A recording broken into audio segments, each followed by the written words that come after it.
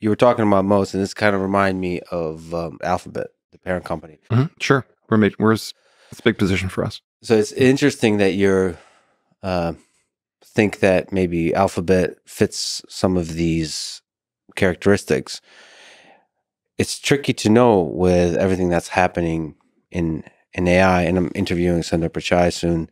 It's interesting that you think that there's a moat. And it's also interesting to analyze it because a consumer, as just a fan of technology, why is Google still around? Like they've been, it's not just the search engine, it's doing all the basics of the business of search really well, but they're doing all these other stuff. So what's your analysis of Alphabet? Why are you still positive about it? Sure. So it's a business we've admired as a firm for, 15 years, but rarely got to a price that we felt we could own it because, again, the expectations were so high and price really matters. And really the sort of AI scare, I would call it. Microsoft comes out with ChatGPT. They do an amazing demonstration. People are like, this most incredible product. And Google, which had been working on AI even earlier, obviously the Microsoft was behind in AI. It was really their ChatGPT deal that gave them a kind of a market presence. And then Google does this fairly disastrous demonstration of Bard. And the world says, oh my God, Google's fallen behind in AI. AI is the future. Stock gets crushed.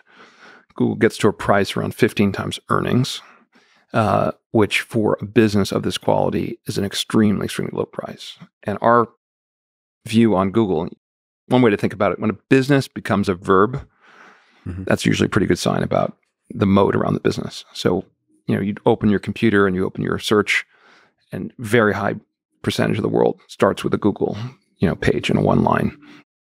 When you type in your search, the Google advertising search YouTube franchise is one of the most dominant franchises in the world.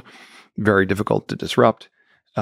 Extremely profitable. The world is moving from offline advertising to online advertising, and that trend, I think, continues. Why? Because you can actually see whether your ads work. They used to say about advertising, you spend a fortune and you just don't know which 50% of it works, but you just sort of spend the money because ultimately that's going to bring in the customer. And now with online advertising, you can see with granularity which dollars I'm spending. When people click on the search term and end up buying something and I pay, it's a very high return on investment for the advertiser.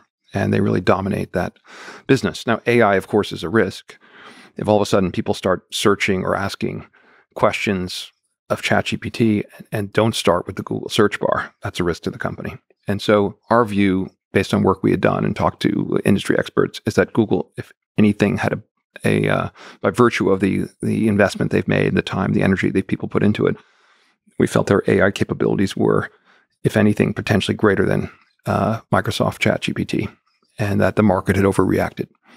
And because Google, is a big company, global business, regulators scrutinize it incredibly carefully. They couldn't take some of the same liberties a startup like OpenAI did in releasing a product. And I think Google took a more cautious approach in releasing an early version of Bard in terms of its capabilities.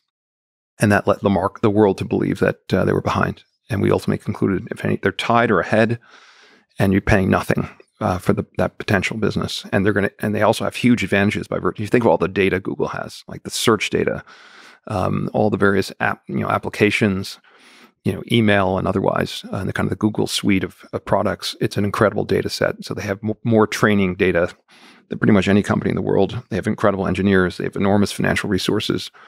So that was kind of the bet. And we still think it's probably the cheapest of the big 7 companies in terms of the price you're paying for the business relative to its current earnings. It also is a business that has a lot of potential for efficiency. Sometimes when you have this enormously profitable, dominant company, all of the technology companies in the post-March 20 world grew enormously in terms of their teams, and they probably overhired. And so you've seen some, the Facebooks of the world, and now even Google starting to get a little more efficient in terms of their operations. So we paid a low multiple for the business. One way to think about the value of the business is the price you pay for the earnings.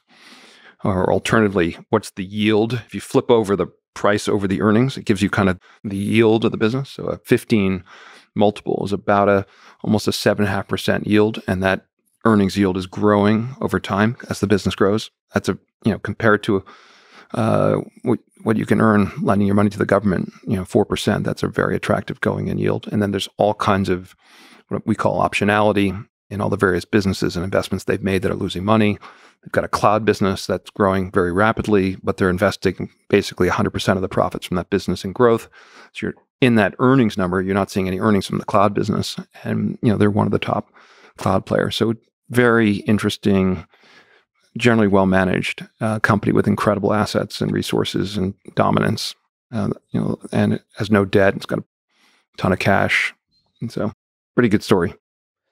Is there something fundamentally different about AI that makes all of this more complicated, which is the sort of the exponential possibilities of the kinds of products and impact that AI could create when you're looking at Meta, Microsoft, Alphabet, Google, all of these companies, XAI, or maybe startups?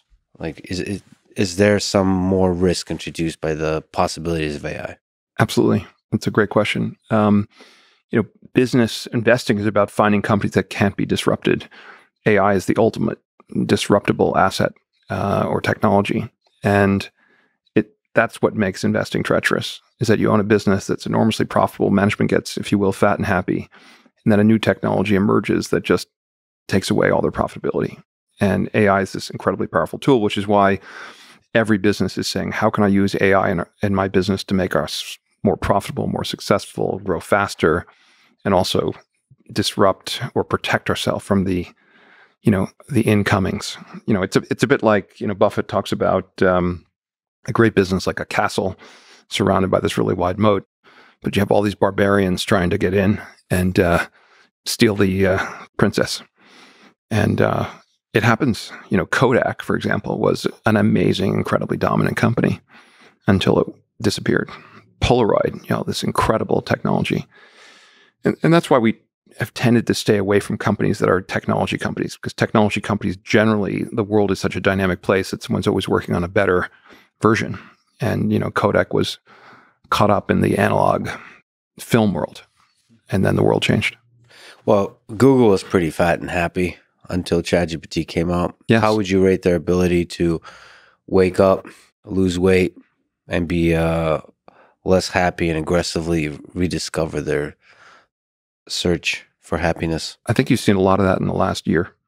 And I would say some combination of embarrassment and pride are huge motivators for everyone from Sergey Brin, to the management of the company.